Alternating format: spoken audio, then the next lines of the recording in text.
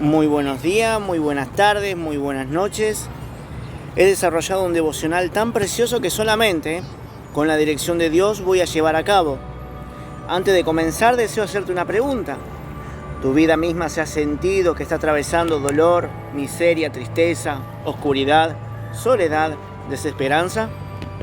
Todo esto tiene un significado el que deseo compartirte y su nombre es Lodebar. Sí, como lo escuchaste bien, Lodebar.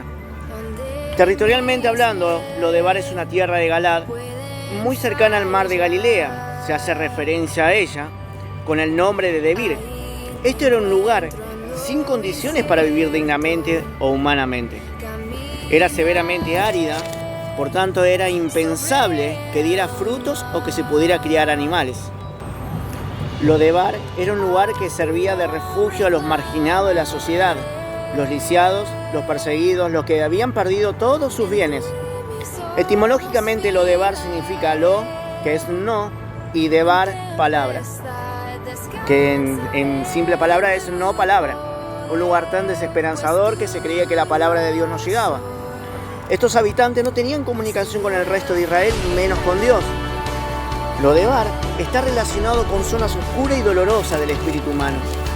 Una condición siniestra del alma donde nada resulta. Momentos cuando todo es gris por ausencia de Dios en la vida de las personas que atraviesan épocas oscuras. Y esto lo vemos en 2 de Samuel, capítulo 9, versículo 1 al 13.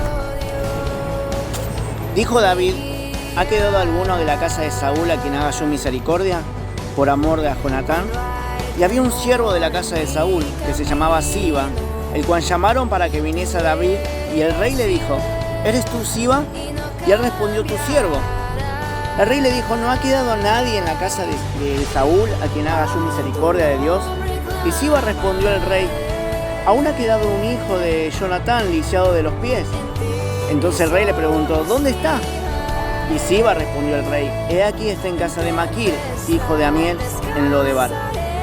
Entonces envió el rey David y le trajo de la casa de Maquir, hijo de Amiel, de Lodebar, y vino Mefiboset, hijo de Jonatán, hijo de Saúl, a David, y se postró sobre su rostro. E hizo reverencia, y dijo David: Mefiboset, y él respondió: he aquí tu siervo.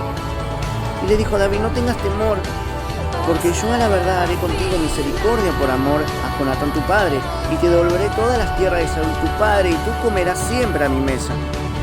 Y él, inclinándose, dijo: ¿quién es tu siervo para que mires a un perro muerto como yo? Entonces el rey llamó a Siba, siervo de Saúl, y le dijo: todo lo que fue de Saúl y de toda tu casa yo lo he dado al hijo de tu señor.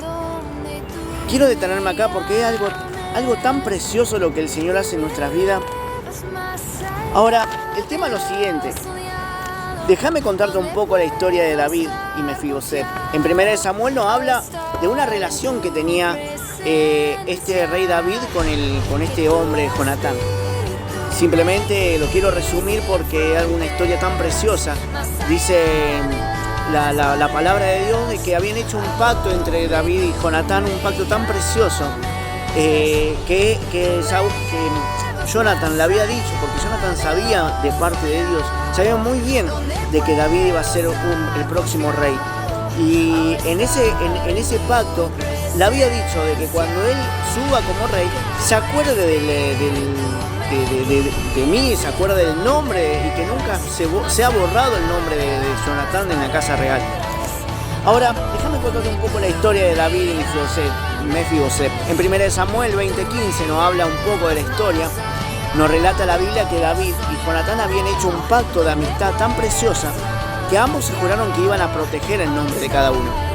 David recuerda de ese pacto que juraron los dos, por lo que, consultando a los siervos que tenía a su disposición, sí quedaba algún familiar de la casa de Saúl. Notemos una cosa: David era una persona que Dios había elegido conforme al corazón de él para estar en el lugar en el que estaba. Hubo una persona a la que debía estar en el momento adecuado, y este era Siba. Acordémonos, y también tenemos que entender las palabras hebreas que simplemente son pronunciadas a través de los nombres. Nos dan mucho hincapié para comprender el trasfondo también de lo que estaba pasando. Porque Siba, en hebreo, es Siba, que significa plantado, o sea, es una persona que simplemente estuvo en el lugar donde tenía que estar. Cuando Dios te ponga en el lugar adecuado, no te muevas de ahí, sigue quieto, porque has sido colocado, plantado en un propósito divino, porque es un propósito divino el que el Señor te ha puesto. En Romanos capítulo 12, versículo 2, nos habla, dice, no conforméis a este siglo, sino transfórmense por medio de la renovación del entendimiento de ustedes, para que comprueben cuál sea la voluntad de Dios agradable y perfecta. Ahora, Siba, este varón era un sirviente que vivía en el palacio del rey. Este varón, al escuchar la petición, a su pregunta, contesta que había una persona llamada Mefiboset. Mefiboset era nieto de Saúl. Nieto de Saúl y hijo de Jonatán. Cuando David se entera que Mefiboset estaba en Lodebar, el rey decide actuar por su misericordia.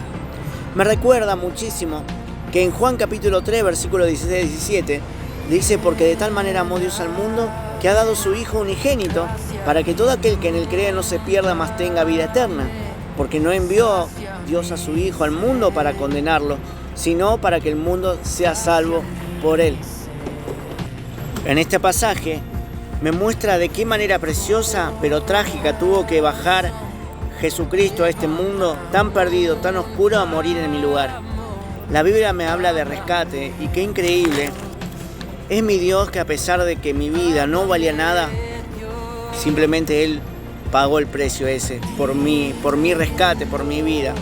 Pablo el apóstol, en la carta de 1 Timoteo capítulo 1 versículo 15, dice, palabra fiel y digna de ser recibida por todos, que Cristo Jesús vino al mundo para salvar a los pecadores, de los cuales yo soy el primero. Simplemente amor incondicional es lo que me viene.